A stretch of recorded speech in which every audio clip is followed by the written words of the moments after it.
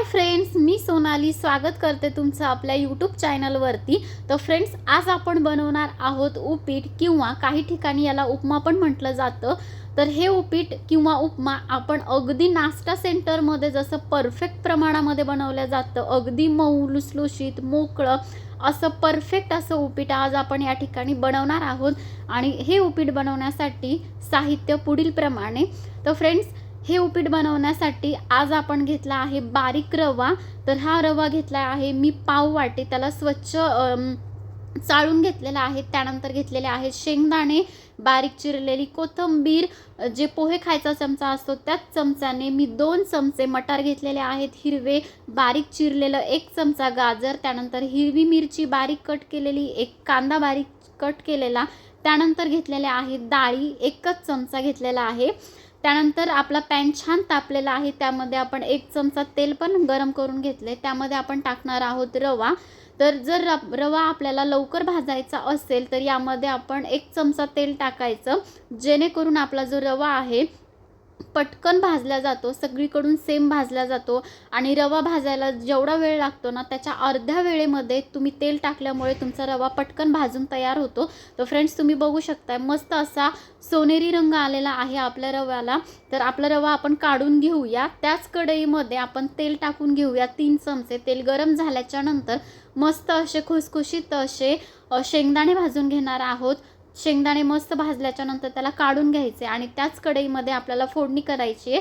तर यामध्ये फोडणीसाठी मोहरी आणि जिरे ॲड करून घ्यायचे। ते छान तडतडल्याच्या नंतर यामध्ये हिरवी मिरची 2 मिनिटं तळून घ्यायची आहे। त्याच नंतर त्यामध्ये आपण टाकणार आहोत बारीक चिरलेला कांदा आणि डाळ्या, याला व्यवस्थित छान परतून घ्यायचे 1 मिनिट। त्यानंतर आपण टाकणार आहोत बारीक चिरलेले गाजर आणि हिरवे मटार, याला 1-2 मिनिटं छान सोते करून घ्यायचे। त्यामध्ये आपल्याला टाकायची कोथिंबीर फोडणीमध्ये, जेणेकरून आपल्या उपम्याला मस्त अशी छान टेस्ट येते। यामध्ये आपण टाकणार आहोत अगदी चिमूटभर अशी हळद। तर हळद ही ऑप्शनल आहे, तुम्ही व्हाईट पण बनवू शकता। तर यामध्ये आपण टाकणार आहोत भाजून घेतलेला रवा। अगदी 2 ते 3 मिनिटं ह्या सर्व साहित्यांमध्ये आपल्याला रव्याला छानपैकी मिक्स करून घ्यायचे, परतून घ्यायचे, जेणेकरून जो रवा आहे अगदी छान त्याची टेस्ट येते, मोकळा बनतो।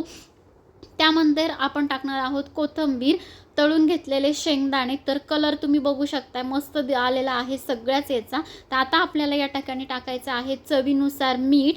आणि जर तुम्हाला उपम्यामध्ये साखर टाकलेली आवडत असेल तर तुम्ही या स्टेजला काहीतरी चिमूटभर साखर तुम्ही टाकू शकतात।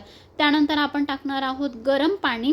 तर नेहमी जर तुम्हाला उपमा बनवायचा असेल अगदी परफेक्ट मऊ लुसलुशीत, तर तुम्हाला गरम पाण्याचा वापर करायचा आहे। ज्यामुळे कारण रवा हे सगळं सामान आपलं गरम आहे आणि त्यामध्ये गरम पाणी टाकलं की अगदी पटकन जो रवा आहे तो मस्त असा फुलून वरती येतो। आणि तुम्ही बघू शकता काहीच सेकंदामध्ये मस्त आपला रवा फुललेला आहे गरम पाण्यामुळे। आता आणखीन या ठिकाणी मी थोडंसं पाणी टाकून याला मस्त असं हलवून घेते। 5 मिनिट याला झाकण ठेवून वाफ काढून घ्यायची। फ्रेंड्स, बघू शकताय तुम्ही मस्त असा आपला परफेक्ट असा उपमा बनून तयार झालेला आहे। बघू शकता त्याचं कलर कॉम्बिनेशन मस्त असं व्हाईट, ग्रीन, रेड, जेवढा दिसायला सुंदर आहे तेवढाच खायला सध्या अप्रतिम झालेला आहे। तर नक्की बनवून पहा आणि अगदी त्याची चव नाश्ता सेंटरमध्ये जशी मिळते सेम तशीच झालेली आहे, मऊ लुसलुशीत कोरडा जसा आपल्याला हवा असतो परफेक्ट असा उपमा। तर असा उपमा खायला कोणाला नाही आवडणार। तर फ्रेंड्स, तुम्ही जर आपल्या चॅनलवरती नवीन असाल तर आपल्या चॅनलला सबस्क्राईब करा आणि व्हिडिओ जर आवडला असेल लाईक करा, सोबतच बेल आयकनही प्रेस करा, जेणेकरून आपल्या चॅनलवरच्या नवनवीन रेसिपीजच्या नोटिफिकेशन तुमच्यापर्यंत लवकरात लवकर येतील। Thank you for watching.